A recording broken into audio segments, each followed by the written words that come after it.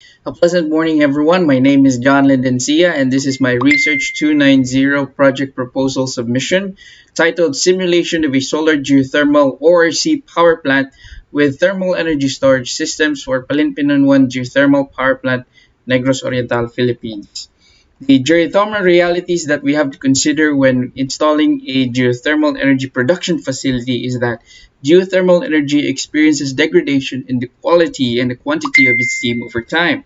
Possible reasons for this degradation include depletion of geothermal resources, and for this case, even if it is a closed system, there will always be losses in the processes in between. The second is the reduction in the performance of the equipment and wells. Equipment over time would experience degradation as wear and tear set in. Wells also experience precipitation and material deposits as well. Increase in consumer activity is another reason for this, and that's because geothermal reservoirs are designed to be kept at their original pace. However, power demands increase year after year, so the reservoir may not be able to keep up with the increasing demand for power.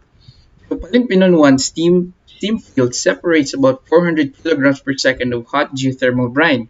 This brine is at 155 degrees Celsius, and some of this brine is reinjected back to the earth. However, some of this brine is sent to the thermal plant.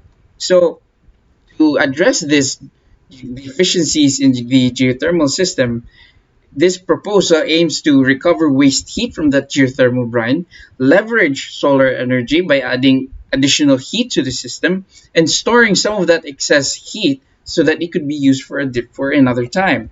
The statement of the problem is that the main objective of this research is to simulate a solar geothermal organic Rankine cycle power plant by recovering heat from waste geothermal brine, supplemented by parabolic solar throw collectors with thermal energy storage systems for Palimpinan 1 geothermal power plant, Negros Oriental, Philippines. Typically, this proposal aims to assess key locations in Palimpinan 1 geothermal power plant, identify necessary fluid properties, component parameters, and then develop a simulation model in Aspen Plus for a solar geothermal organic Rankine cycle system. Afterwards, we are to analyze its performance and efficiency, and finally evaluate its sustainability if a solar geothermal organic Rankine cycle system is in fact sustainable and can be used by the geothermal installation. So we now head on to the theoretical framework. And first, we head to the matrix of related literature. So, an organic Rankine cycle, according to the Energy Education, is an alternate configuration to the original Rankine cycle. Makiladis in 2016 state that it has a relatively low operating temperature. Ayer et al. In 2020 stated it has a high operational range with a minimum load of 15.3%. SolarGist 2020 state that in the proposed area, it receives about 2 kilowatt hours per square meter of direct normal irradiance, or that's about 730 kilowatt hours per square meter per year. Lenz and Almenza in 2006 used solar collectors to their existing geothermal installations in Mexico, where they had a goal of increasing the quality of the steam by 10%. This increase enhanced the performance of their double flash plants. Ayub et al. In 2015 used constant and variable flow for configurations for their ORC plant that produced a 5.5 and 6.3% boost in the performance respectively. So they also had a hybrid solar geothermal system, and the solar collectors gave about 7% in the total net power output. McPeak et al. In 2018 used solar collectors in their existing geothermal systems, and by adding additional heat into this system, they reduced scaling in their pipes. And the added solar heat provided 23% of the electricity that was generated by the installation. Manfreda et al. In 2016 simulated a hybrid solar geothermal plant and found that in a period of 1 week, their system provided 78.5% of power. Their system provided power 78.5% of the time. Bazzetti et al. In 2017 showed that thermal energy storage systems increased the productivity of solar energies by 19%, and Jiang et al. In 2016 found that it is the solar geothermal hybrid systems had a better efficiency compared to standalone efficiencies of a solar system, and a geothermal system. We now head on to the matrix of related studies. Zhao et al. In 2012 in their study found that if your temperatures were below 200 degrees Celsius, organic Rankine cycles gave out a better performance. However, if your input temperature was about 100 degrees, an organic Rankine cycle was the only way to generate electricity. Moloney et al. In 2017 found in that their working fluid for their organic Rankine cycle performed better at subcritical temperatures compared to a superheated system. Quote in 2016 found that there was an overall increase in efficiency using the reheat enhancement method. Saba et al. In 2016 found that solar collectors were priced better compared to private generators, but were slightly more expensive than their local provider. In terms of thermal energy storage systems, using a thermal energy storage system would remove the daytime limitations of their setup.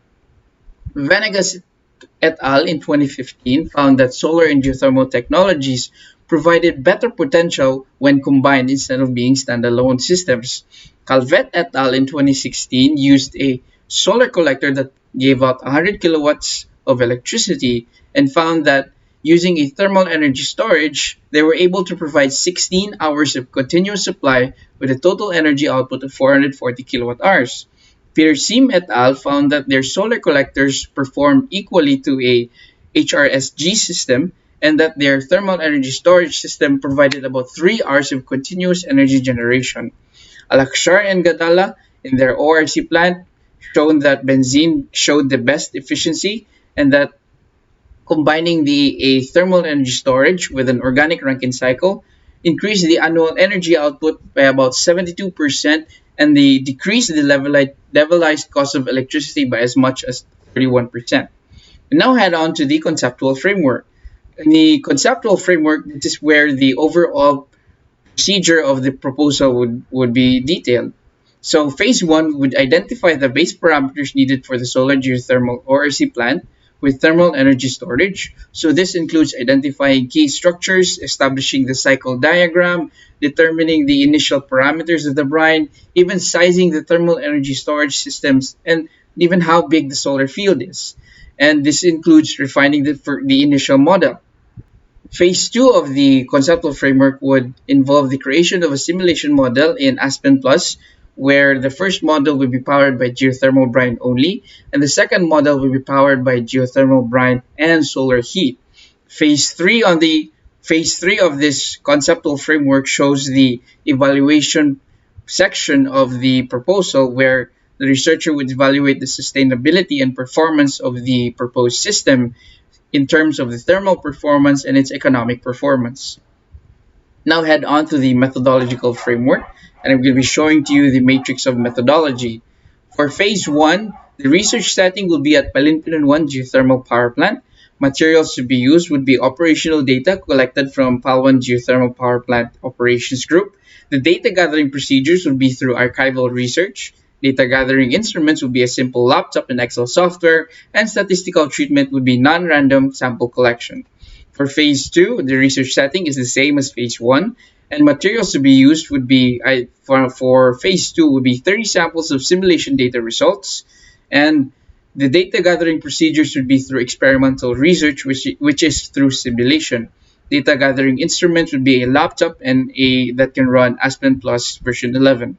Phase 3 still has the same research setting, but its materials to be used would be the verified simulation results from phase 2. Data gathering instruments is the same as phase 1 and phase 2, and the statistical treatment would be a hypothesis testing with a double-tailed approach and t-tests. For this study, the study shall cover the geothermal power plant and other geothermal systems located in Palinpinon, Negros Oriental, Philippines. This also covers the effects, the patterns, connections between the recovered heat from the geothermal brine, parabolic solar collectors, and the organic Rankine cycle power plant. This study covers tests, conducting simulations and calculations that explore the variables of the system like temperature, pressure, and even mass flow rates. The study is limited to analyzing the ORC plant that is powered through geothermal brine only and powered through a geothermal brine, and solar heat. The second limitation is that the simulation processes, results, and compilation of data of the proposed plant shall be limited to Aspen Plus version 11. And finally, the working fluid for the organic Rankine cycle plant shall be limited to isobutane only. Here are my references if you wish to read more. And here is the result for my Turnitin.